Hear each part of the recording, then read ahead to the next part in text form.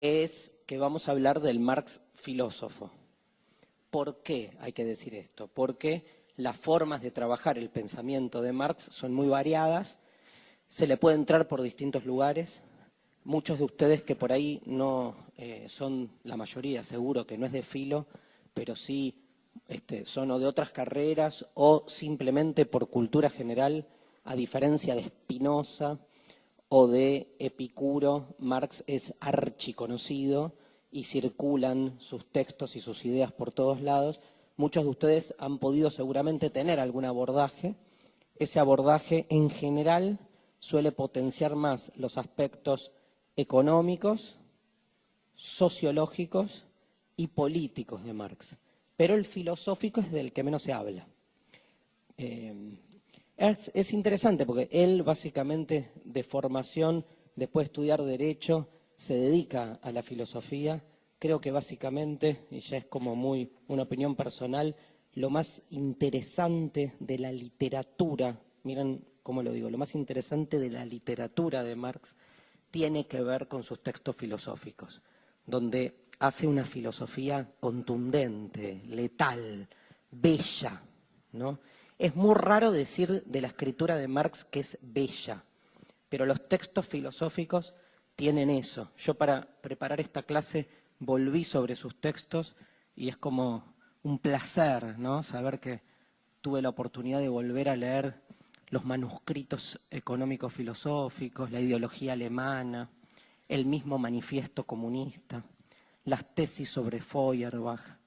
Son la cuestión judía, un texto clave del primer Marx, del Marx joven, que escribe textos que escribe Marx, aparte de los textos filosóficos de Marx, son los textos de su juventud, donde todo está todavía matizado, ¿sí? O al revés, potenciado más que matizado por ese espíritu, digamos así, creativo, propio de un Marx que antes de cumplir 30 años ya había escrito 3, 4 libros, pero digamos fascinantes, ¿no? O sea que tenemos un Marx filósofo. ¿Se puede separar las distintas disciplinas de saber en la que Marx transita?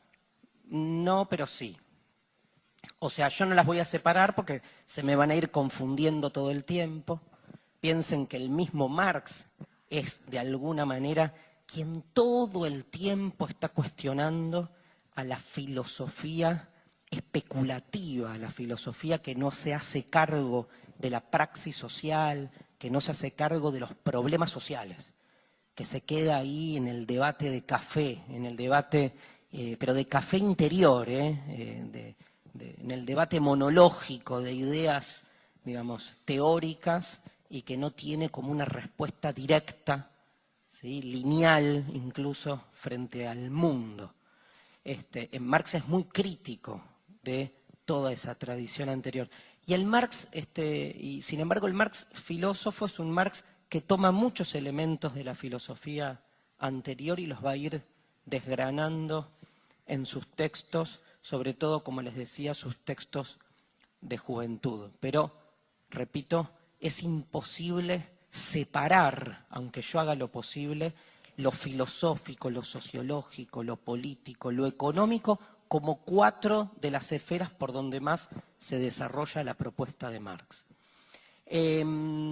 Lo que sí está claro es que si vamos a hablar del Marx filósofo, en vez de meternos en el debate, yo estoy dando muchas cosas por supuesto, y las que me parece que ya son demasiadas las explico un poco, pero entiendo que más o menos me están siguiendo. Digamos, en vez de meternos con el debate que Marx tiene con la economía clásica de su tiempo, como nos importa el Marx filósofo, lo que nos va a importar es la relación que tiene Marx con otra figura de la que de algún modo proviene, de la que de algún modo Marx es deudor, con quien dialoga el Marx filósofo, es un personaje muy particular llamado Hegel. De hecho, la aparición del personaje Marx se da en el marco de todo un grupo que con el tiempo pasaron a llamarse los hegelianos de izquierda, porque después de Hegel hay una linda divisoria en lecturas que llevan a Hegel más hacia la izquierda y más hacia la derecha. Marx es uno, obviamente, de los representantes del hegelianismo de izquierda, pero va a dialogar con Hegel, que es un personaje extraño. Ahora, cuando termine la intro, vamos a hablar un poco de su filosofía. Un personaje que proviene del romanticismo alemán, o sea, es anterior, obviamente, a Marx, es más de fin de siglo XVIII, y que, digamos, es un personaje oscuro, con un tipo de filosofía de ruptura grosa, ¿eh? O sea, la lista que hice para este primer cuatrimestre debería haber estado Hegel y no Marx. O sea, si estuvo Spinoza y estuvo Epicuro, correspondía más a Hegel que a Marx. Así que voy a hablar mucho de Hegel igual. ¿Por qué no lo pusimos? No importa. No importa, no, porque, digamos, porque es demasiado críptico y me parece que Marx toma mucho del hegelianismo y lo lleva para otro lado que me parece más interesante trabajar, y me pareció incluso, nos pareció con los chicos de la Facultad Libre, que hacer una lectura del Marx filosófico es como novedosa, ¿no?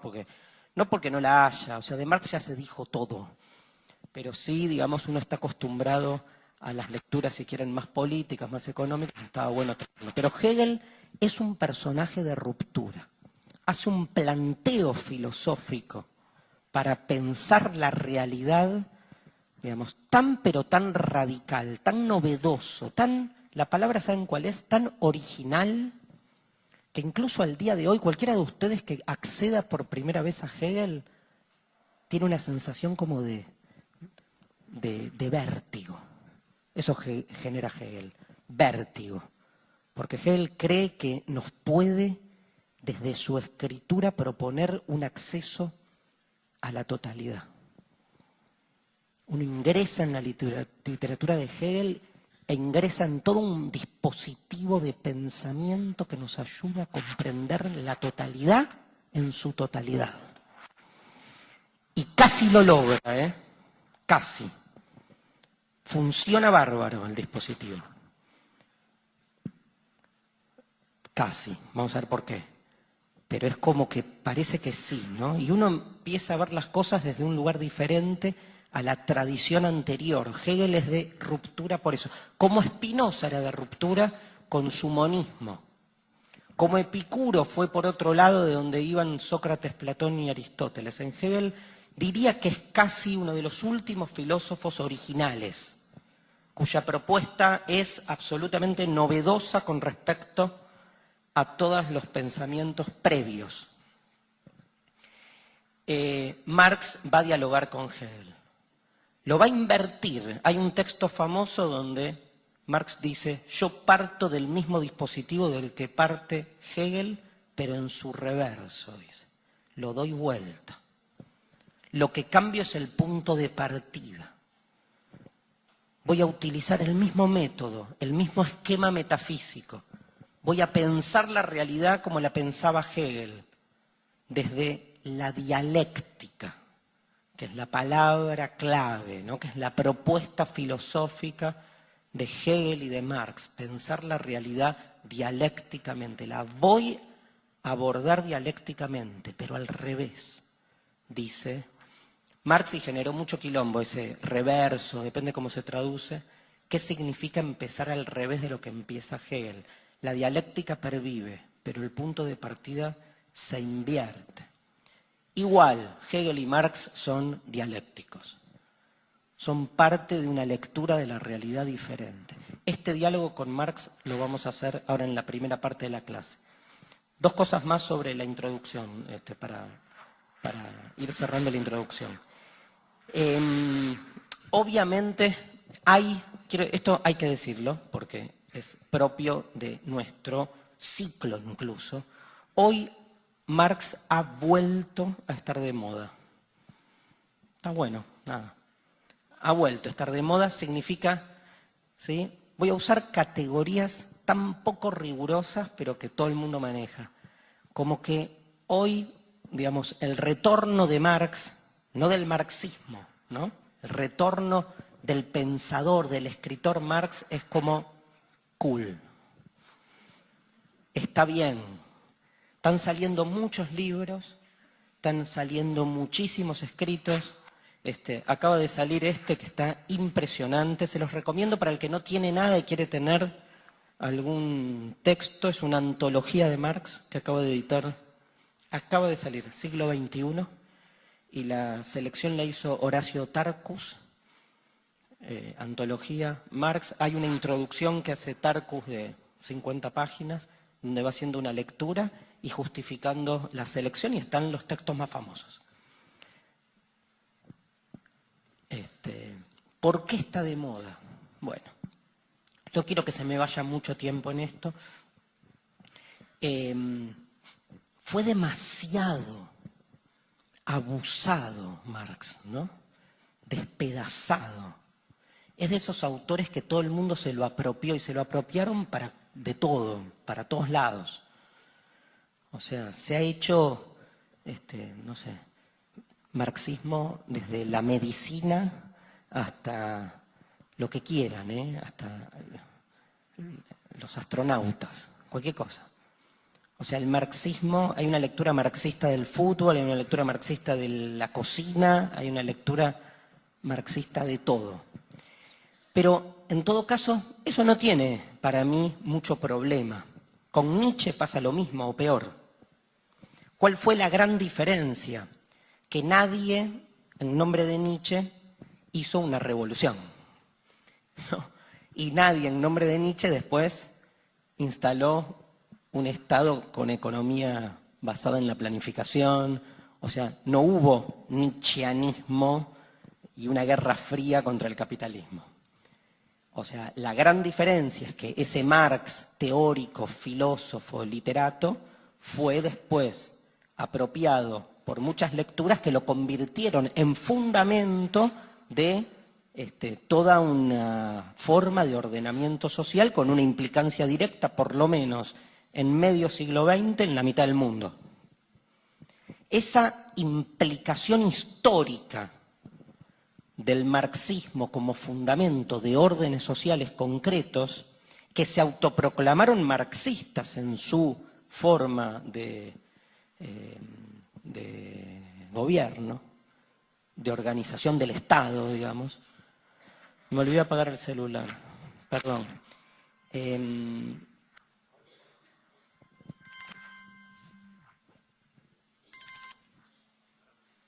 otro?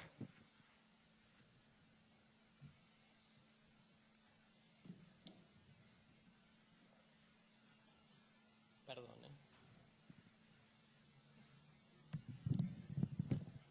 Entonces, digo, ese marxismo, digamos, práctico, concreto, histórico, genera con el Marx teórico un gran debate. El debate es un debate que atravesó todo el siglo XX hasta lo que se llama, más o menos, a fin de siglo XX, con el nombre de la crisis de los metarrelatos, la cuestión de la posmodernidad, y como dato concreto, histórico, inmediato, ¿no?, la caída del muro de Berlín, donde de alguna manera la relación ahí entre el marxismo como sistema de ordenamiento social y la filosofía marxista entró, como les decía, en una interesante polémica con dos grandes líneas. La primera línea lo que sostenía era que el fracaso o la crisis de los comunismos reales tiene su origen en ciertas autoconsistencias, autoinconsistencias de la teoría marxista. Todos esos países que se volcaron al comunismo y fallaron, como si algún sistema no falló, ¿no?, en la historia, y como que, digamos, el capitalismo no falla porque permanece, ese es el supuesto, ¿no?, en realidad. Pero en el caso del comunismo, las fallas han tenido que ver con problemas propios de la teoría. O sea, hay una responsabilidad de la teoría. El marxismo, entonces, es una teoría falsa, una teoría incorrecta para explicar por dónde debe ir el mundo. Claro, El problema es que el marxismo tiene entre sus pilares constitutivos la idea de que una teoría no tiene sentido si no implica una praxis concreta y efectiva. Entonces, eso le juega en contra, porque uno puede decir de muchas teorías, che, bueno, fallan, no fallan, pero una de las, lo digo con una palabra que no me gusta, pero una de las esencias del marxismo es cuestionar la relación entre teoría y práctica. Para el marxismo, una teoría que no implica una práctica directa no sirve para nada. La verdadera filosofía, dice Marx, es la que rompe el dualismo teoría-práctica, o sea, es una filosofía que sirve para cambiar al mundo, no sirve para pensarlo. Pensar el mundo es transformarlo. La praxis es, digamos, inmediata, está bien, o sea, sale directamente, es la conclusión necesaria de toda la teoría. Entonces, claro, cuando después fracasan los proyectos, se lleva puesto a la teoría. El fracaso de la práctica se lleva puesto a la teoría. Los que intentan salvar al marxismo dicen no, hay que separar la teoría de su puesta en práctica. Todos estos países que fracasaron en su intento de construir un comunismo real, no afecta ese fracaso el fundamento de la teoría. Se puede mantener incólume la teoría, se puede mantener indemne. En realidad, bueno, fue mal puesta en práctica porque, bueno, tuvo malos hacedores. Stalin, ¿no? Es como el ejemplo, que terminó en realidad traicionando la esencia del marxismo. Entonces salvamos al marxismo teórico, salvamos a Marx y le echamos la culpa a los dirigentes políticos que llevaron a cabo las revoluciones comunistas en el mundo. Complejo, raro, repito, esa postura que es la más bonita, la que más nos convence a muchos, para los que somos medio devotos de Marx, porque estaría salvando al autor, salvando al pensador, no se estaría haciendo cargo de esta relación entre teoría y práctica, que es una relación esencial, no accidental. Entonces, si falla una parte, falla el todo, porque está todo implicado. Y lo último que quiero decir, hay una lectura más posmoderna de Marx. Yo me siento más cómodo en esa, hoy. Uno va pasando por distintas etapas, ¿no? Con todo, con esto también. Digamos, por ahí es muy fuerte decir posmoderna porque es una palabra que no conocemos o que algunos conocen pero que no la trabajamos. Posmoderna en el sentido de un Marx light, tomémoslo en su peor connotación. O sea, hay, claro, un Marx que no tiene, si quieren, que no hiere. Un Marx pensador, escritor.